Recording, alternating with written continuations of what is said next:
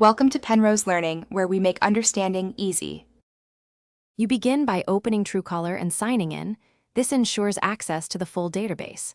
Next, tap the search bar and type the complete phone number with country code. That precision matters.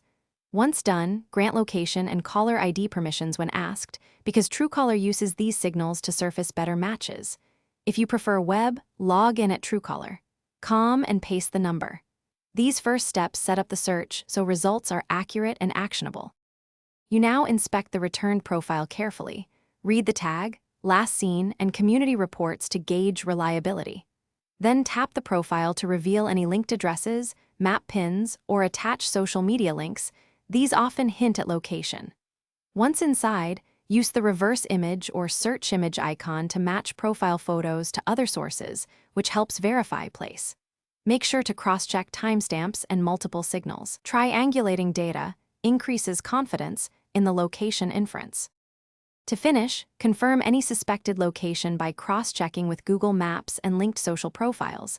Compare with recent call logs if you have them. If the profile lacks location, refresh and re-enter the number including the correct country code, and try name variations to surface alternate entries. If results still fail, clear the app cache, update Truecaller, or switch to the web interface. These fixes resolve most mismatches. Remember, multiple independent signals are the key to trustworthy location info. Thanks for watching. If this was helpful, leave a like and consider subscribing. See you next time.